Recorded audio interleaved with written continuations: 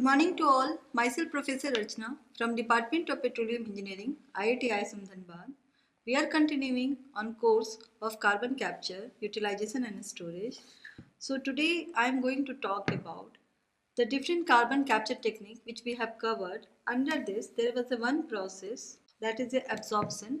So today we are going to talk about the absorption general design approach. So we have covered all this topic under carbon capture method: absorption, adsorption, membrane, cryogenic separation processes, chemical looping processes.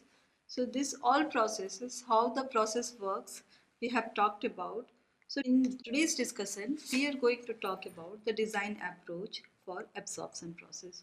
So this operation of absorption can be categorized on the basis of the nature of the interaction between the absorbent and absorbate into the three different types. So one is the physical solution. So in this case, the component being absorbed is more soluble in liquid absorbent than the other gases with which it is mixed, but does not react chemically with the absorbent. So this is the physical solution where one of the absorbate is more soluble in the liquid absorbent than compared to the other gases which is present as a mixture. As a result, what is happening? A equilibrium concentration in the liquid phase is primarily what is happening. It is a function of a partial pressure in the gas phase and temperature. So this is my process one, physical solution. So here equilibrium concentration in the liquid phase is going to be a function of your partial pressure in the gas phase and temperature. So the second process under absorption, we do have the reversible reaction. So this type of absorption is categorized by the occurrence of chemical reaction between the gaseous component being absorbed and a component in the liquid phase to form a compound that exert a significant vapor pressure of the absorbed component. So this is my second process, reversible reaction. So the most important industrial example is the removal of acid gases like SCO2 and H2S with monodiethanol amine solution. So amine solution as part of chemical absorption was covered under your carbon capture. So one more option we have as part of absorption, that is the irreversible reaction. So in this case, a reaction occurs between the component being absorbed and a component in the liquid phase which is essentially irreversible. So sulfuric acid and nitric acid production by SO3 and N2O. Absorption in water is the most widely used example of this type of irreversible reaction. So the three type of option with respect to absorption we have come across. So the use of a physical absorption processes is usually preferred whenever feed gases are present in large amount at high pressure and the amount of the component to be absorbed is relatively large. Then second option we have under this absorption, which is chemical absorption, usually has a much more favorable equilibrium relationship than physical absorption and is therefore often preferred when components to be separated from the feed gases are present in a small concentration and at the low partial pressure. So this is the case we are having in the power plant where we do have the gases present in the lower concentration. So this gas absorption is usually where it is being carried out in big tower and we call this tower as the absorption tower. So the same is shown in this diagram. So we do have the absorption tower. Then we are talking about the stripping tower. So this gas absorption is usually carried out in vertical countercurrent column. As you can see it here. So inner gases plus solute is getting entered from bottom of the tower and the solvent which is coming from left side, which is coming from the right side or from the stripping side, it is entered at the top of the tower. So this is the my countercurrent operation. So the solvent is fed at the top whereas the gas mixture enters from the bottom. The absorbed substance is washed out by the lean solvent, because the solvent which is coming from the top, we call that the lean solvent, because it is not having the solute which we want to be get it absorbed currently present in the at the top of the tower. But once it come out from the bottom, we call the same solvent as a rich solvent. So this absorbent substance is washed out by the lean solvent and leaves the absorber at bottom as a liquid solution. So usually this absorption column operates at pressure higher than atmospheric pressure, taking advantage of the fact that gas solubility increases with the pressure. The next, this loaded solvent is often recovered in subsequent stripping, or we call that desorption operation.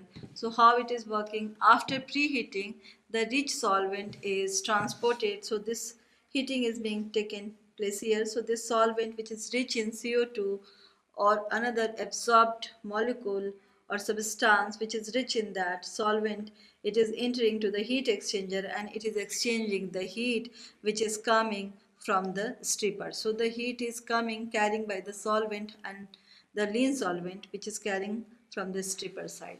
So after preheating, this rich solvent is transported to the top of the absorber column. Where it is coming? It is coming to at the top of desorption column. That usually operates at, it is operating at lower pressure than in compared to your absorption column. So this is the operation. So this second step is the one which we are talking about, this stripping, where this solvent is getting regenerated. So the second step is essentially the reverse of the absorption, in which the absorbate, that is in my case, because here we are talking about the CO2 capture, so let's take absorbate as a CO2. So here absorbate we do have CO2. So in this case, the reverse of absorption, in which this process we call reverse of absorption. So what is happening here? Absorbate is removed from the solvent, and solvent we can take it here amine, just take for example. So desorption can be achieved through the combination of method. So the first, we do have the flashing the solvent to the lower partial pressure of the dissolved component. So that would be flashing the solvent to lower the partial pressure of the dissolved component. So this is my first method. The second approach can be reboiling the solvent to generate stripping vapor by evaporation of the part of the solvent. This is the second approach. The third approach, it could be stripping with an inert gas or steam. So this three approach we do have in the desorption for as a part of regeneration the solvent. So wide use is made of desorption. How? By pressure reduction, because energy requirement in this case is low. So this is something people are preferred for. After depressurization, stripping with an inert gas is often more economical than comparing with the thermal regeneration. However, because stripping is not perfect, the absorbent recycled to the absorber contains residual amount of the absorbed solute. So what happened? So here the desired purity of the absorbent determines the final cost of the desorption. So what is happening if we do not want to add this stripping gas? So this the purity of the solvent will get it compromised. So if we want it should be very pure, so what we have, or we want the concentration to be increased, here it is required to add the stripping gas. So this desired purity of the absorbent does determine your the final cost of the desorption. So are we still more, we want the concentrated solution, so we have to go for the thermal. So again that is going to add. So this achieving any of the option is directly related to how much cost of desorption it is going to cost you. So the necessary difference between the partial pressure of the absorbed key component over the regenerated solution and the purified gas serves as a criterion for determining the dimension of your absorption and desorption equipment. So these are the parameters which is going to determine my dimension of your absorber or desorption equipment.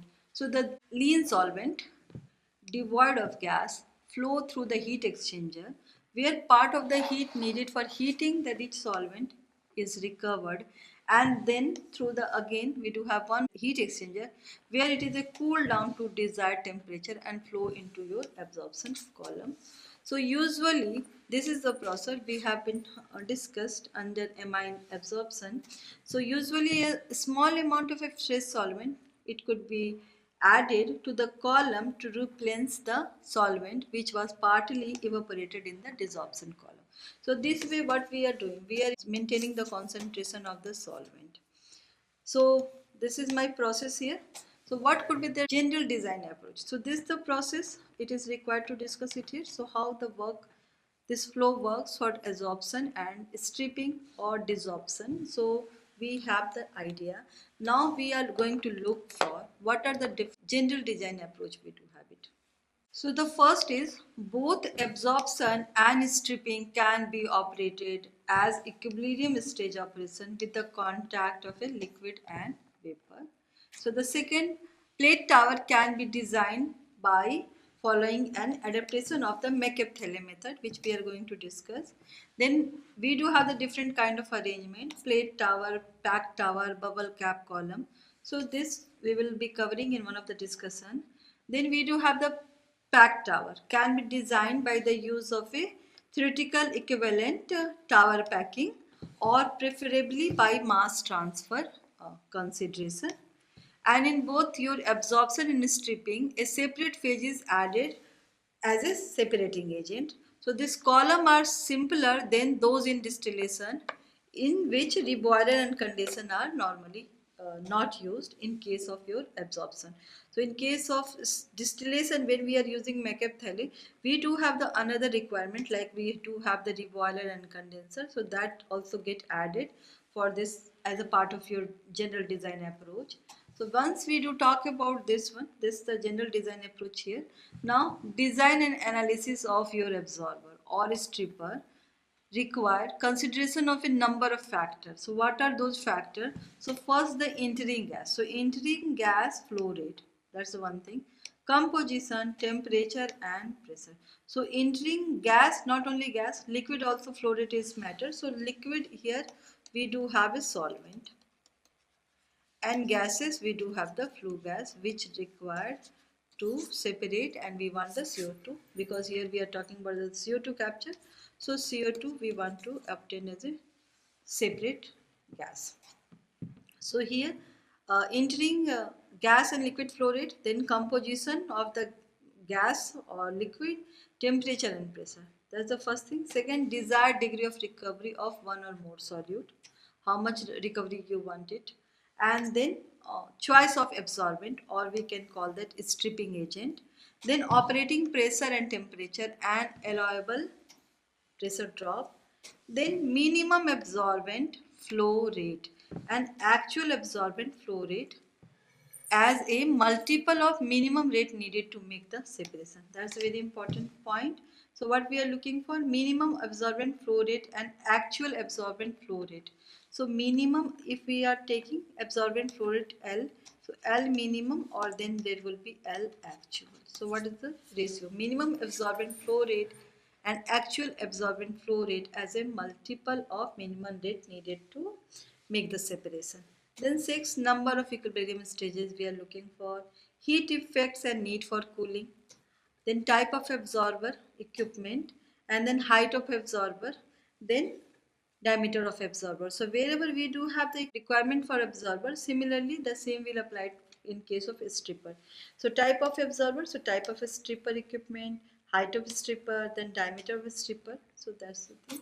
So the initial step in the design of the absorber system is the selection of your absorbent and overall process to be employed. So there is no simple analytical method for accomplishing this step. So in most cases, more than one solvent can meet the process requirement. And then how we are proceeding? Only the satisfactory approach is and nothing but the economical evolution, which may involve the complete but preliminary design and cost estimate for more than one alternative. So what should be the ideal absorbent in that case? So ideal absorbent has couple of this characteristic which listed out here. So first, have a high solubility for the solute. to minimize the need for more absorbent. The second, have a low volatility to reduce the loss of absorbent and facilitate separation of solute. Then third, we do have be stable to maximize absorbent life and reduce absorbent makeup requirement. So in couple of the places during the desorption or regeneration, we are adding the absorbent as a makeup because we want to maintain the concentration. And then we do have the next point, be non-corrosive to permit use of a common material as a construction for your tower. Then have low viscosity to provide low pressure drop and high mass and heat transfer rate. Then sixth, it should be non-foaming when contacted with the gas. It should not make the foam and hinder the operation. In seventh point, we do have be non-toxic and non-flammable to facilitate its safe use. Then be available if possible within the process or be inexpensive. So this is a couple of the points. So these are for the ideal absorbent. The most widely used absorbent are water, hydrocarbon oil and aqueous solution of acid and bases. For stripping, the most common agent are water vapor, inert gases and hydrocarbon gases. So once this absorbent is selected, the design of the absorber requires the determination of a basic physical property. So what are the different physical property? Density, viscosity, surface tension and then heat capacity. So the fundamental physical principle underlying the process of a gas absorption are what? Solubility and heat of solution of the absorbed gas and rate of mass transfer. So when we do have information on both must be available when we are sizing the equipment for a given application. For all this information we should have it for absorber or desorber. So in addition to the fundamental design concept based on your solubility and mass transfer, many practical details need to be considered during the actual plant design. So the second step is the first one is the selection of your absorbent, that part we have done it. Then the second step is the selection of the operating condition and the type of contactor. So contactor is nothing but we are talking about the absorber only. So this type of contactor, this means what we are looking for. Are we looking for plate type or are we looking for packed or bubble cap column? So there's a different type of contactor or absorber which we have it. So that's the second thing. Selection of the operating condition and type of contactor or absorber. So in general, operating pressure should be high and temperature low for an absorber to minimize stage requirement. So number of stages, that is the prime objective to calculate it, and also what we are looking for, absorbent flow rate. So in general, operating pressure should be high and temperature low for an absorber to minimize stage requirement and or absorbent flow rate. So this is another important requirement. Operating pressure should be low and temperature high for a stripper to minimize your stage requirement and stripping agent flow rate. So this is the two requirement. We are looking here high pressure, but in case of stripping we are looking the low pressure, but here we are looking the high temperature for stripping, but in case of absorber we are looking the low temperature. So this is the basic difference we should have. However, because maintenance of the vacuum is expensive, stripper are commonly operated at your pressure just above the ambient pressure. So high temperature can be used, but it should not be so high to cause that undesirable chemical reaction to proceed in the stripper side. So choice of the contactor or absorber can be done on basis of your system requirement and as well as your experience. So this is the couple of the point with respect to your how to select and what the different condition we have to consider. So following this decision, it is necessary to calculate material and heat balance calculation around your contactor, define the mass transfer requirement, determine the height of the packing or number of trays, and calculate contactor size to accommodate the liquid and gas flow rate with the selected column intervals. So now we will see this absorption and stripping equilibria. So talking first, gaseous solute solubility. So the most important physical property data required for design of absorber and stripper are nothing but the gas liquid equilibrium. Since equilibrium represents the limiting condition for any gas liquid contact, such data are needed to define the maximum gas purity and rich solution concentration attainable in absorber and maximum lean solution purity attainable in your stripper. So what we are looking for? Rich solution concentration attainable in your absorber, and then maximum lean solution purity we are looking for in stripper. So this equilibrium data are also needed to establish the mass transfer driving force, which can be defined simply as the difference between your actual and equilibrium condition at any point in your contact. So this is my mass transfer driving force. So what is the driving force? So simply the difference between your actual and equilibrium condition. So at equilibrium, a component of a gas in contact with liquid has a identical fugacity in both your gas and liquid phase. So if you do talk about the ideal solution, so ideal solution Royle's law will be applied. So this is the Royle's law we are talking about. Ya is equal to PaO 0 P total into XA.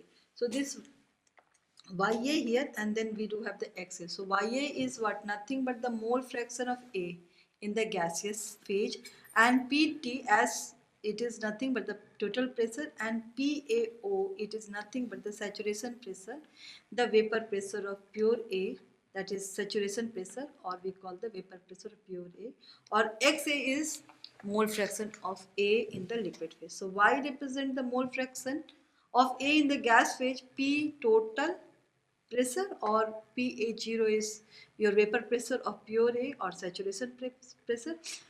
So this is for the ideal gas. Royle's law applies. When we do talk about the non-ideal mixture, Royle's law will modify accordingly. So here we have the introduce of one term, that is nothing but the activity coefficient of the solid A in the absorbent at infinite dilution.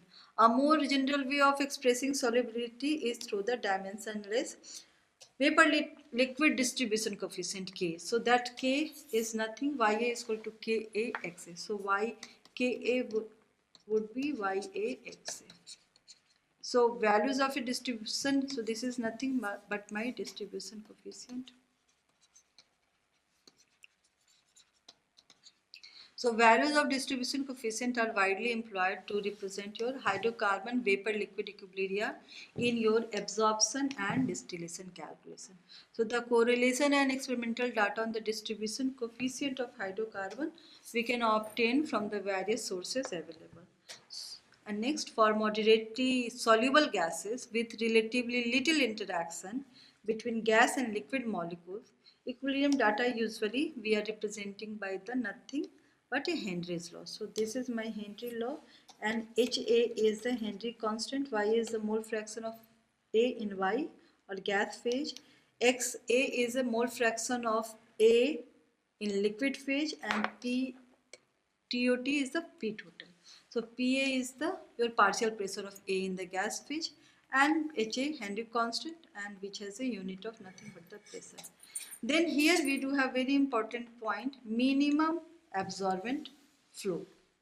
So for each feed gas flow rate, absorbent composition, extent of your solid absorption, operating pressure and operating temperature, a minimum absorbent flow rate does exist that does correspond to an infinite number of a counter current equilibrium contact between your liquid and gas phases. So we do not want infinite number of a counter current, because if it is an infinite number of a counter current, then it is going to be very tall tower. So we have this further in this one.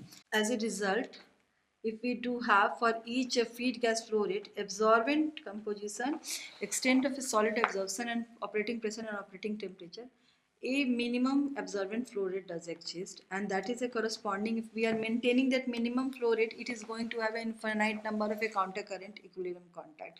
So there is a requirement of a trade-off. So a trade-off exists in every design problem between the number of equilibrium stages and the absorbent flow rate at rate greater than your minimum value. Why it is required? Because if to maintain the minimum flow rate, it is going to be very tall tower. So this rate, which is actual rate, it should be greater than your minimum flow rate. So this minimum absorbent flow rate, which we term with L mean, is obtained from the mass balance over the whole absorber, assuming equilibrium is obtained between your incoming gas and outgoing absorbent liquid in the bottom of the column. So this is my diagram. We do have the gas coming. So gas represented by G, and YI in is the mole fraction of the gas. And then we do have the out gas, then we do have the out liquid L, X out. And here we do have the L in at the solvent at entry point. And then we do have the gas and then gas concentration at the outlet. So this is a figure 2, continuous steady state operation in a counter current column. It has been shown. So two stream are entering. So what the first stream? Gas stream and the liquid stream, and two leaving stream. So we do have, this is the entering stream and this is also entry stream, and then we do have the exit stream. So when you do the overall mass balance, so two entry streams, so this plus this one plus this is equal to this one plus this. So check this. So overall mass balance over the column will be illustrated. How we are illustrating this one? Taking the figure 2 only in so consideration. So we do have this, the mass balance, Gy in plus Lx in equal to Gy out plus X Lx out. So this is nothing but my mass balance for whole tower. We did it. So lower the absorbent flow rate, higher would be the X out. If we are maintaining lower absorbent flow rate, then X out, this value, the higher the X out would be there. So theoretically, highest possible concentration in the liquid, that is your X out, determines your minimum absorbent flow. So such as infinitely long column, if we are maintaining the minimum flow rate.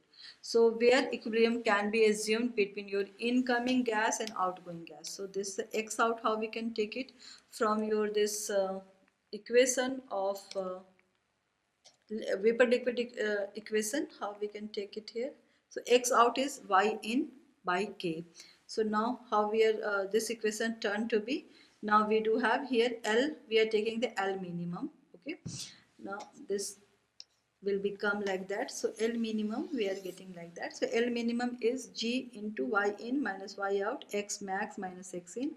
That is going to be G in G into Y in minus Y out, and this X in place of X max, what we do have it, Y in by K to X in.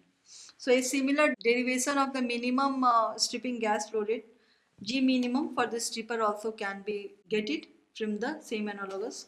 So this is the expression we will have for the stripping. Now when we do talk about absorber and stripping design, so here we do have, we are talking about what the minimum flow rate required to be maintained.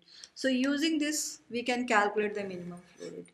Now we require to calculate the number of plate we are calculating. So there is a Mechep-Thales diagram is most useful when we do talk or calculate this absorber design, when we do calculate.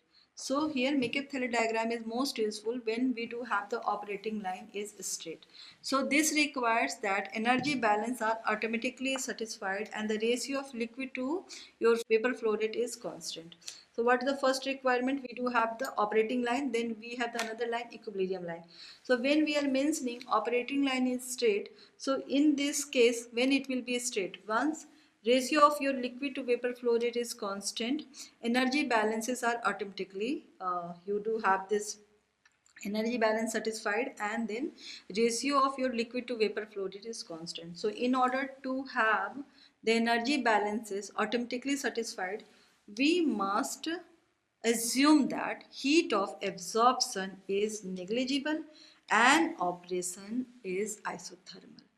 So this, to proceed with this concept or assumption, what we have to take it, we require to assume that heat of absorption is going to be negligible and your operation is isothermal. So these two assumptions will guarantee the satisfaction of the enthalpy balance, because we have taken requirement of energy balance. So to satisfy the energy balance, we should have the isothermal operation.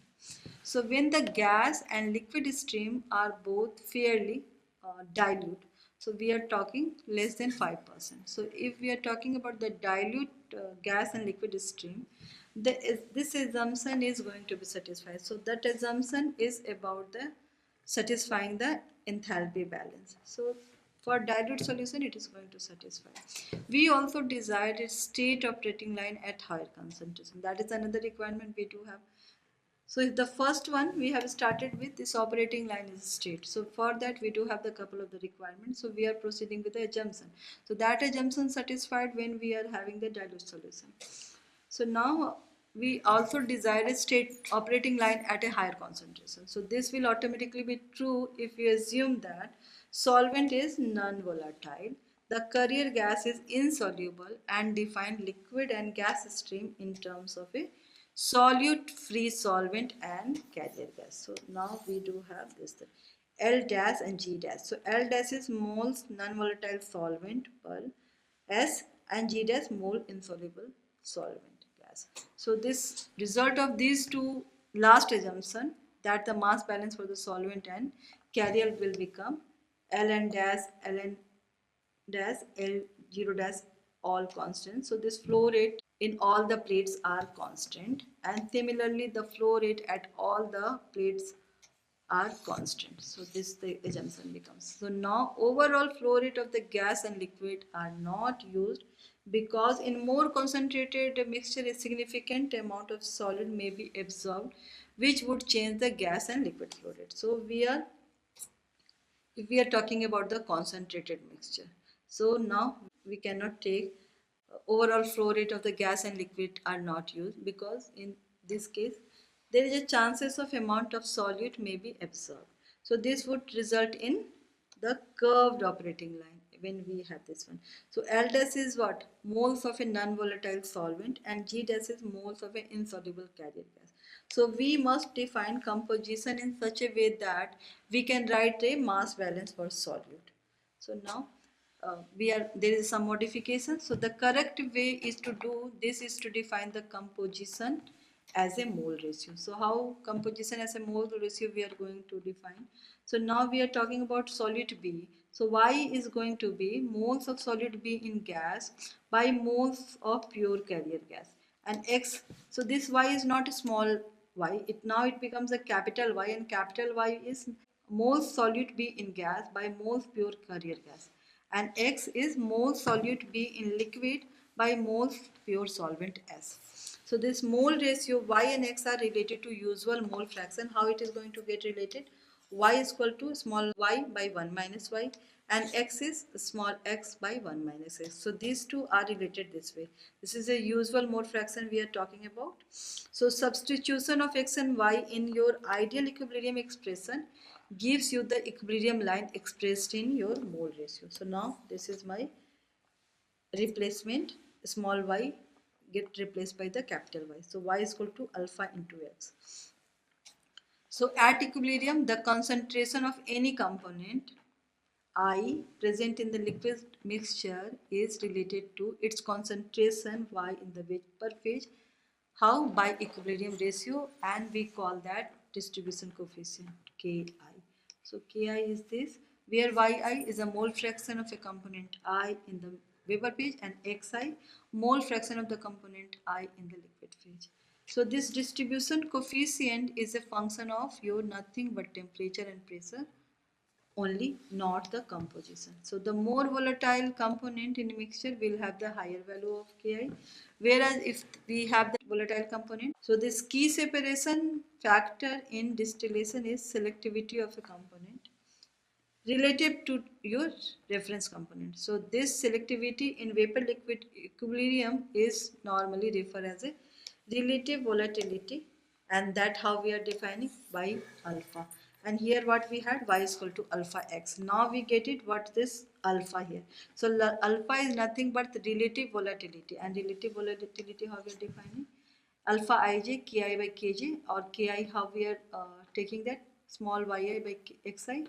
Similarly kj small j by xj. So where component I is the more volatile one and higher the value of relative volatility, the more easily component will be separated. So this is about the distribution. Now here further we will be talking about your balance of this one. Here we do have y and g dash, and then here we are talking about x and g dash. So let's first see this diagram. So here one section we have taken. So the section is again what we have it in this section. There is an inlet solvent, and then we have it here treated gas. And if we are only taking about this section, so from this section what is coming out, xn around this plate we are talking. So this is the one plate which was considered it here. So at this plate, so this is the nth plate we are talking about. So around the nth plate what we do have it, and this is the plate 1 we do have. So this is the one plate, from there this stream is coming out. So this stream is coming out from nth plate. So what we will be writing, y1 g dash. So this is my treated gas, and plate 1 what is getting enter, it is solvent is getting enter, and it is getting from plate above the plate 1. So that can be represented by x0. So x0 L dash. Similarly, this is my plate n. So after plate n, there will be plate n plus 1. So here we can take it. This the stream which is entering into plate 1, that is a n plus 1 plate. So the stream which is leaving it here, that is a xn, and the stream which is entering to this plate, that is a n plus 1. So y n plus 1 is entering, that is in the gaseous stage, and then liquid is coming out from that plate, concentration is xn. Overall we do have here y n plus 1 g dash, and here x and l dash. Now the material balance we have to do for this one. So moles B in gas stream by moles of a carrier gas into moles carrier gas by S. So this will gives you moles B in gas stream by S, and similarly x and L dash is moles B liquid stream by moles of solvent into moles of solvent per second. So now what it is giving, moles of B liquid stream per second. So this is the my flow rate. So here we can easily write the steady state mass balance, moles of solid in per second and moles of solid B which gets out per second. So this we are getting. So the mass balance around top of the column, when we do using the mass balance in volume, so at top of the column we are doing, so this the column, top of the column we have taken. So how we are doing this mass balance, y n plus 1 g dash, so the which is entering, so two stream is getting entered, so y n plus 1 and x0. So y n plus 1 x0, it was taken inlet side, inlet, it is entering, not inlet, so we can call entering a stream, and this is my out stream. So the mass balance around top of the column. So this the entering stream and then two out stream. So xn, we will go back to this figure, xn coming out and then y1 going out. So what was considered, xn and y1. So this is the balance we do have at top of the column. This equation will get it solved. So you will be getting xn by g dash xn, and this after solving this you get it. So this is my operating line equation which we were looking for. So this is the straight line with slope, what you can get it, y is equal to mx plus c. This is nothing but the straight line equation. Okay. So here m is l dash g dash. So straight line with slope l dash g dash, and intercept we do have c y1 l dash g dash xo. So this is the nothing but the operating line for the absorption. So thus if we plot y versus x, okay, we have a McCabe-Theller type of a graph which we can see it here, and the step which just now I explain you, this the way we have to get the operating line, and how the formation of this will be done, that is mentioned it here, but we will be doing one numerical also in the coming class. So this is the whole tower. Here we do have inlet gas G, and this we have taken y n plus 1, this is the mole fraction. This is around the nth plate. So whenever any stream is entering in the nth plate, so it is entering from plate yn plus 1. So that's why yn plus 1. Then we do have the loaded solvent on each plate. There is a one thing. It will be entering stream or it will be leaving stream. So if we do have, this is the n plate we are talking about. So entering stream. So this is the n plus 1 and this will be n minus 1. So this entering stream is getting entered from n plus 1 plate, and leaving stream, which is the leaving n, it is leaving the plate n. So around this plate we are doing the balance, around the plate n we are doing the balance. So we do have the 4 stream. Then you do have the treated gas Y1 and G, and then you do have the inlet solvent which is coming from this one, and this the one which we do have the operating line, and one more, but we are going to get the equilibrium line, and then we will have the way to calculate the number of plate. So this first step here, plot y versus x equilibrium data. So what we will be doing, converting fraction to ratio, and value of x0, yn plus 1, y1, l dash l and g dash, that value would be known to us. Then point x0 y1, we will have x0 y1, and that x0 y1, this will be considered on the operating line since it represents the passing stream, and xn follows from an overall balance. Then we will be having slope is l dash g dash, and then we will plot this operating line, and then what we are going to find it out, we are going to find it out the number of stages. So this is step through the numerical, we will understand more clearly here. So now we come to the conclusion part. So what we have get it in today's discussion, in gas absorption column design, we are going to use this McCabe-Thale method, and McCabe-Thale is nothing but the graphical method which used to determine number of theoretical stages, solvent flow rate and column height, HTU and NTU. So this McCabe-Thale method for gas absorption is a stage-wise design, and we should have a given data, gas flow rate, liquid flow rate, inlet gas solid most fraction, outlet gas mole fraction, liquid inlet liquid mole fraction, and then equilibrium relationship y dash is equal to mx. So m is here nothing but the Henry's law constant. Then we are having the formulation of a operating line by balancing this different stream, and then you do have the operating line expression, and then we are having the slope of the line. So this is the thing. Then we will be plotting the graph. On graph you do have the y-axis, x-axis. Y-axis will have the gas concentration, x-axis we are going to have the liquid concentration, and then we draw this equilibrium line and operating line, and finally we are going to calculate the number of stages, which we will proceed in the next class. So this is all for today. See you in the next class. Thank you.